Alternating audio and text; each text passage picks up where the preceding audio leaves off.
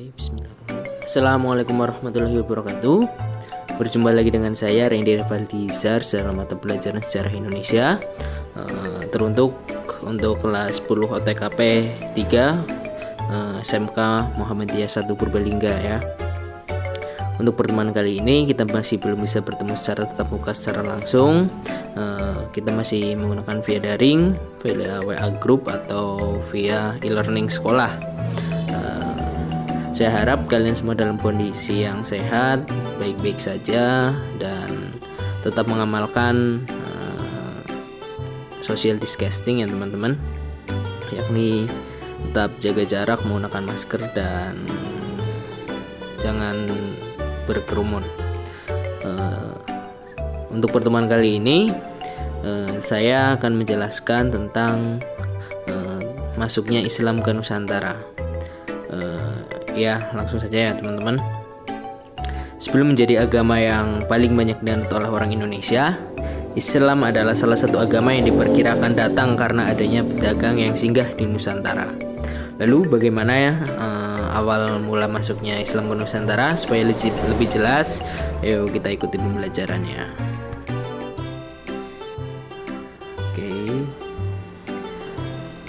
Para ahli sejarah memberikan 4 teori bagaimana proses masuknya Islam ke Nusantara. Masing-masing teori dijelaskan berdasarkan rentan waktu yang berbeda, mulai dari abad ke-7 hingga ada pula yang menyebutkan abad ke-13. Nah, apa saja teori yang dimaksud? Next. Oke, yang pertama adalah teori Gujarat ya teman-teman. Teori ini beranggapan bahwa agama dan kebudayaan Islam dibawa oleh para pedagang dari Gujarat. Ya, Gujarat itu lokasinya di India, yang dimana mereka itu berlayar melewati Selat Malaka. Teori ini menjelaskan bahwa kedatangan Islam ke Nusantara sekitar abad ke-13 melalui kontak para pedagang dan kerajaan Samudra Pasai yang saat itu menguasai Selat Malaka. Lalu teori ini juga diperkuat dengan penemuan makam Sultan Samudra Pasai, maksudnya yakni Sultan Malik As-Saleh pada tahun 1297 yang bercorak Gujarat. Nah, teori ini juga didukung oleh S. Hurjonje dan J. Bin Jambal. Next. Ini adalah makam Sultan Malik As-Saleh ya teman-teman. Lihat batu nisannya ini bercorak bujorot. Oke, next. Selanjutnya adalah teori Persia. Umar Amir Hussein dan Hussein Jadiningrat berpendapat bahwa Islam masuk ke Nusantara melalui para pedagang yang berasal dari Persia, bukan dari Gujarat ya teman-teman. Dijelaskan bahwa Persia adalah sebuah kerajaan yang saat ini kemungkinan besar berasal di Iran atau di Timur Tengah ya. Teori ini tercetus karena pada awal masuknya Islam ke Nusantara di abad ke-13, ajaran yang marak saat itu adalah ajaran Syiah yang berasal dari Persia. Selain itu, adanya beberapa kesamaan tradisi Indonesia dan Persia sehingga dianggap sebagai salah satu penguat bahwasannya Islam disebarkan oleh dari para pedagang Persia. Contohnya adalah peringatan 10 Muharram. Di Persia juga dilaksanakan juga. Kemudian upacara peringatan yang bertema atau bernama Tabwik atau Tabut di beberapa wilayah Sumatera, khususnya Sumatera Barat dan Jambi ya teman-teman, itu sebenarnya juga ada di Persia.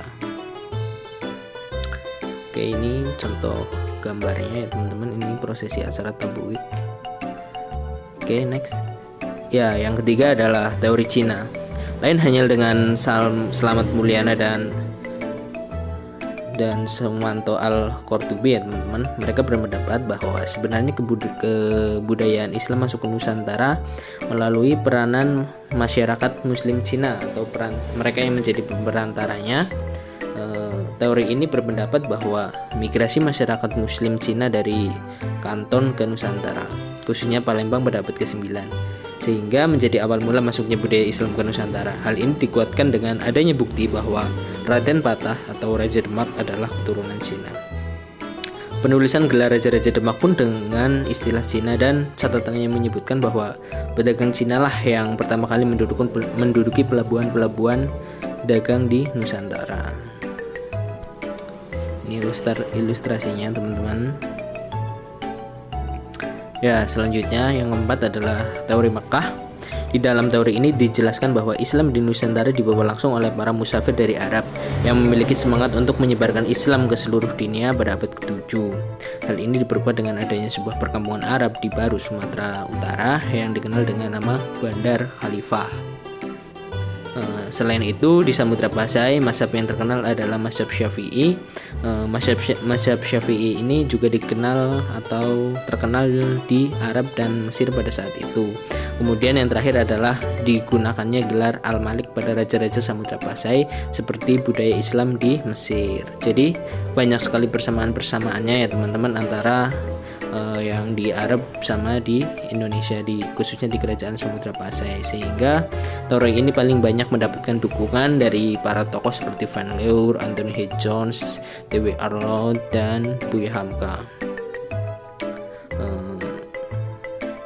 Islam juga sempat menjadi kekuatan yang cukup disegani ya teman-teman di Nusantara. Hal ini dengan ditandai banyak munculnya kerajaan Islam atau kesultanan Muslim ya teman-teman.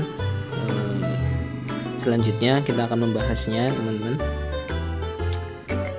Apa saja kerajaan-kerajaan yang berkuasa pada saat itu. Next. Oke, yang pertama adalah Samudra Pasai. Kalian tahu nggak pulau yang berada di paling barat di Indonesia? Ya, namanya adalah Pulau Sabang atau di Aceh letaknya teman-teman, masuk Sumatera tapi bagian ujung paling barat sendiri. Nah, itu adalah lokasi kerajaan Islam pertama di Nusantara. Nama kerajaannya adalah Samudra Pasai, berdirinya sekitar abad ke-13 dan terletak di pantai timur Sumatera. Samudra Pasai berkembang sebagai kerajaan maritim karena didukung kawasan Selat Malaka yang strategis. Jadi, tidak heran hal ini membuat Samudra Pasai banyak dijadikan tempat singgah dan menetap oleh banyak para pedagang. Terus bukan hanya Sriwijaya saja yang jadi pusat belajar agama Hindu-Buddha pada saat itu, namun juga Samudra Pasai dijadikan atau menjadi pusat studi Islam di kawasan Asia Tenggara. Ada di awal abad ke-14, para elit kerajaan menjadikan lingkungan kerajaan sebagai tempat diskusi para ulama dan elit atau bertukar pikiran antar ulama pada saat itu. Lalu perdagangan merupakan bagian dari kehidupan ekonomi Samudra Pasai karena mereka berada di kawasan Selat Malaka, di mana itu adalah menjadi pusat perekonomian atau pusat jalur perdagangan dunia pada saat itu. Kemudian meski berjaya pada saat itu, peran Samudra Pasai sangat sebagai pusat dagang di Selat Malaka mulai digantikan oleh pelabuhan-pelabuhan baru di Semenanjung Malaya. Hal ini menyebabkan kemunduran ekonomi di Samudra Pasai. Kemudian faktor lain adalah kedatangan Portugis yang mulai memonopoli di Selat Malaka. Nah, ini adalah daerah kekuasaan Samudra Pasai yang di arsir hitam ya teman-teman. Yang di sebelahnya adalah foto naskah surat Sultan Zainal Abidin yang saat ini terdapat di Museum Negeri Aceh di Banda Aceh ya teman-teman. Oke, mungkin dapat disimak. Oke, selanjutnya adalah Kerajaan Aceh Darussalam. Selain Samudra Pasai, di wilayah Aceh juga berdiri kerajaan lainnya, namanya adalah Aceh Darussalam dan didirikan oleh Sultan Ali Muhyad Shah pada abad ke-16. Pusat kerajaannya berada di ujung utara Sumatera yang kini merupakan Kabupaten Aceh Besar.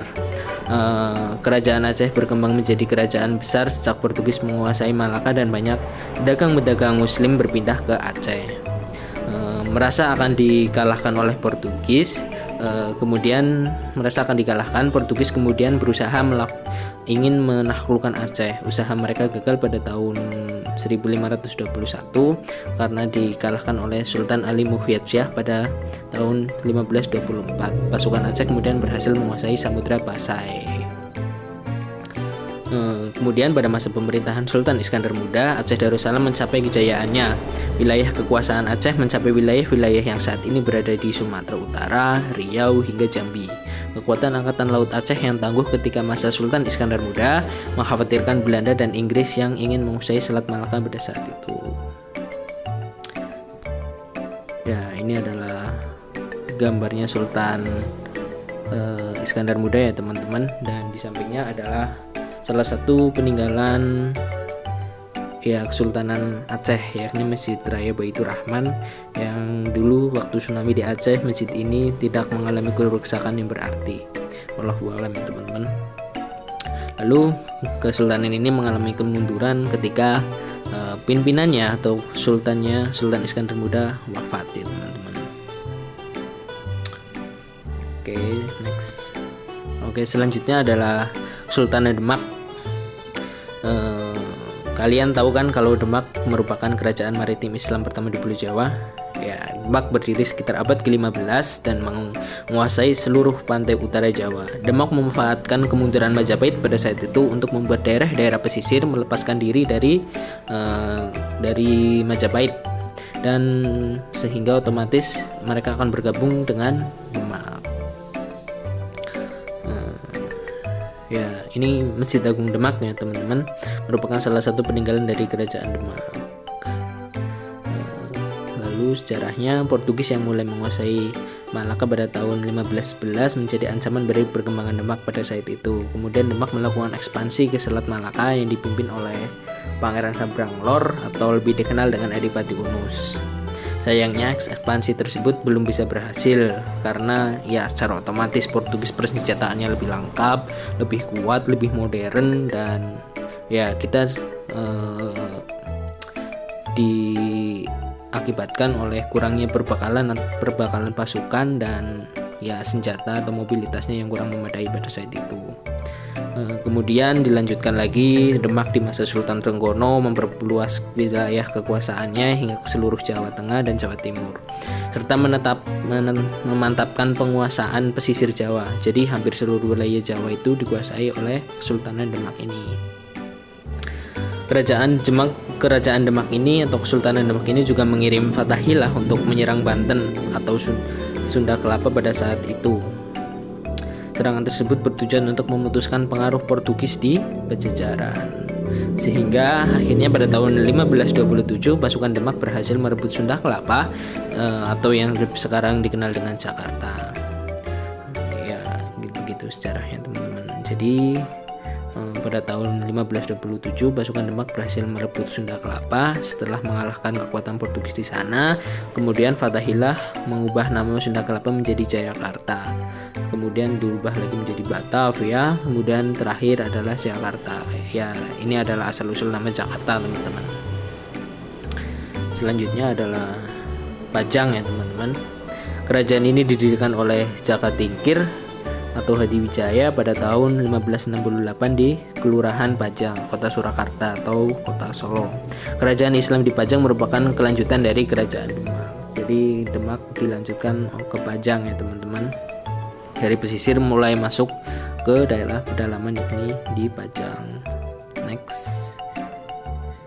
Ya, Mataram.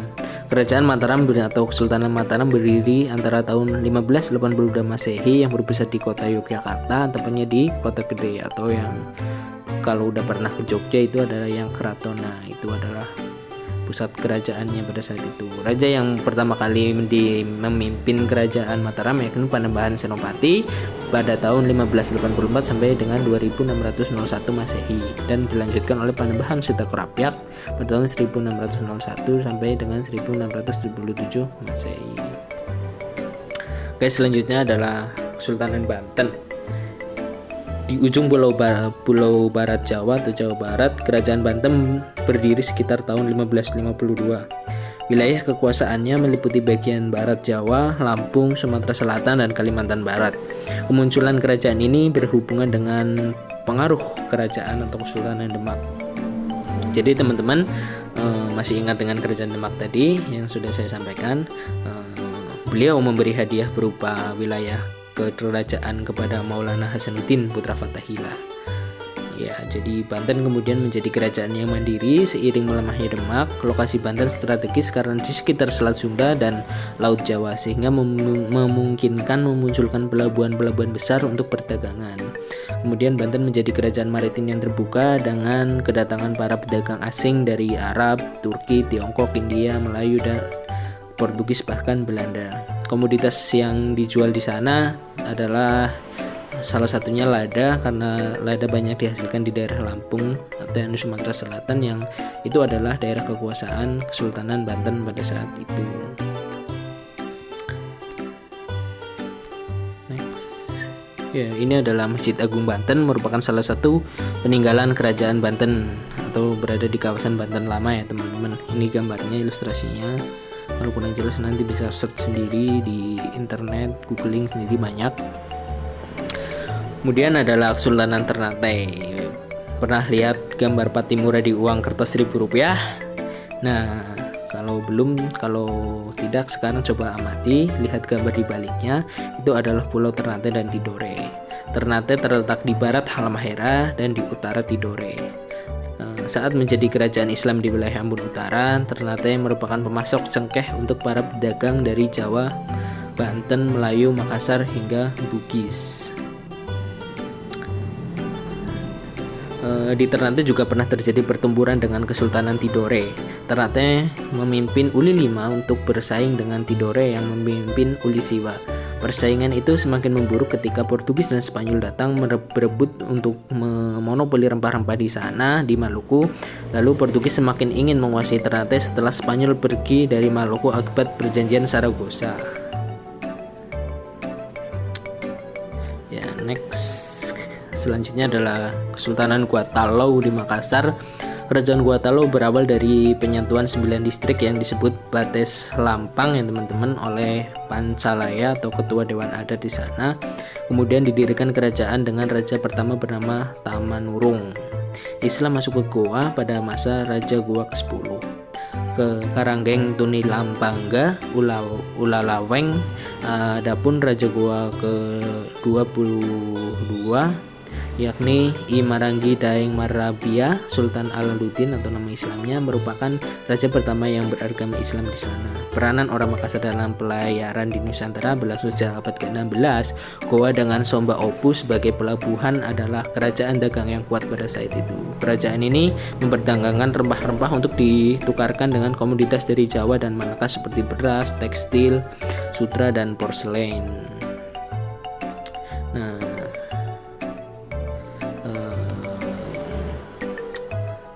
lalu kemajuan perdagangan di sana itu menjadi salah satu kekuatan di kerajaan Gua Talau ya teman-teman, karena ekonominya di sana itu sangat baik karena ya mereka merupakan penghasil cengkeh terbesar hingga saat ini.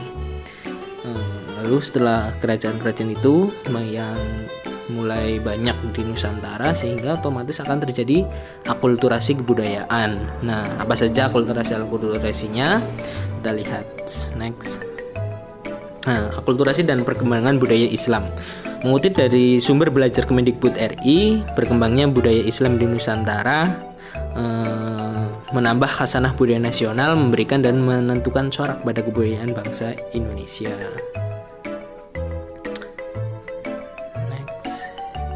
Hasil proses akulturasi antara kebudayaan masa pra-Islam dengan masa Islam masuk berbentuk fisik dan kebedaan atau seni bangunan, seni ukir atau seni pahat dan karya sastra lainnya seperti pola hidup dan kebudayaan non fisik. Lalu dari akulturasi yang pertama biasanya dari bangunan ya teman-teman. Berikut ini adalah contoh akulturasi budaya Islam dengan budaya Indonesia. Jadi sebelum Islam datang kan sudah ada agama sebelumnya. Yang datang sebelum Islam adalah agama Hindu-Buddha.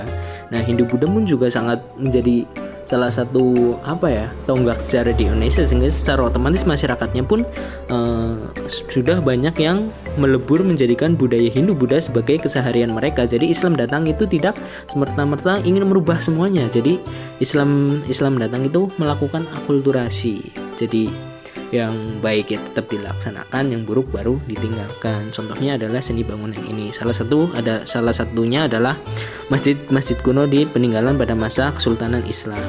Ciri-ciri masjid kuno di Indonesia adalah yang pertama beratap tumpang atau bersusun, kemudian semakin ke atas semakin kecil, tingkat paling atas berbentuk limas, lalu jumlah tumpang biasanya ganjil. Selanjutnya tidak ada menara yang berfungsi sebagai tempat mengumandangkan azan. Selanjutnya waktu sholat ditandai dengan memukul beduk atau kentong. Umumnya didirikan di ibu kota atau dekat istana kerajaan di atas bukit atau dekat makam. Contoh bangunan masjid kuno adalah Masjid Menara Kudus di Banten. Ya, ini contohnya ya teman-teman.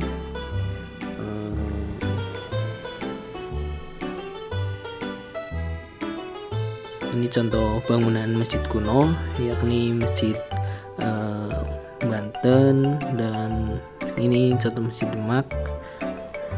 Kalau gambarnya kurang jelas nanti kalian bisa search lagi ya teman-teman.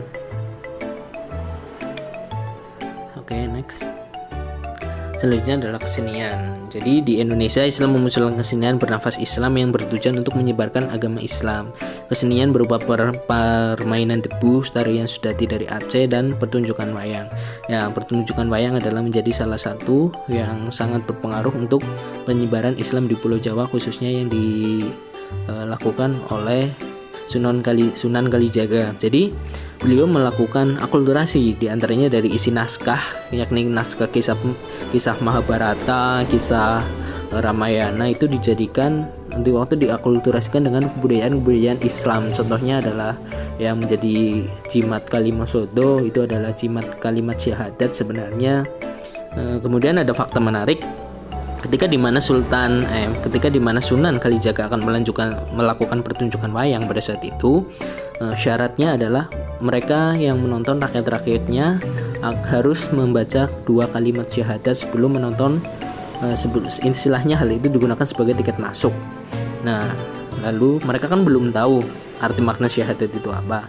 Lalu seiring mereka sudah mengikuti atau pertunjukan sudah dimulai, nanti di tengah-tengah cerita mereka baru menyadari bahwa kalimat syahadat itu artinya mereka telah pindah agama. Jadi di tengah-tengah pertunjukan wayang mereka baru sadar bahwa mereka itu sudah pindah agama, dan itu salah satu menjadi mengapa Islam mudah sekali diterima di masyarakat Indonesia. Karena syarat masuk Islam itu mudah, Islam tidak mengenal kasta, ritual-ritualnya sederhana, tidak memerlukan biaya yang ya kita tahu sendiri kalau pemakaman Hindu Buddha itu seperti apa, seperti Ngaben di Bali yang membutuhkan biaya sampai ratusan juta rupiah untuk saat ini. Oke, next. Yang ketiga adalah kalender. Menjelang tahun ketiga pemerintahan Khalifah Umar bin Khattab, kalender Islam mulai dibenahi. Perhitungan tahun yang dipakai berdasarkan peredaran bulan atau komariah yang disebut tahun Hijriyah. Umar menetapkan 1 Hijriah pada tanggal 14 September 622 Masehi pada saat itu. Kemudian sistem kalender itu berpengaruh juga di Indonesia. Bukti perkembangan penanggalan atau kalender paling nyata adalah sistem kalender ciptaan dari Sultan Agung, yakni Raja pertama Kesultanan Mataram. Beliau melakukan sedikit perubahan nama-nama pada tahun Saka, menjadi misalnya bulan Muharram diganti menjadi nama bulan Sura, kemudian bulan Ramadan diganti dengan nama bulan puasa. Selanjutnya adalah kalender tersebut dimulai 1 Muharram 1043 Hijriah. Kalender Sultan Agung dimulai pada tanggal 1 Syuro 1555 atau pada tanggal 8 Agustus 1633 Masehi. Nah, mungkin itu yang dapat saya sampaikan. Bila nanti ada pertanyaan, silahkan tanya saja di WA group atau di kolom komentar. Nanti teman-teman sebutkan nama dan pertanyaan, nomor absen jangan lupa. Kemudian kirimkan saja ke saya. Bila ada yang kurang jelas, tanyakan saja, jangan sungkan-sungkan. Kita belajar santai saja. Mungkin ini yang dapat saya sampaikan. Bila ada salah-salah kata itu murni kesalahan dari saya. Billahi taufiq wal hidayah. Wassalamualaikum warahmatullahi wabarakatuh.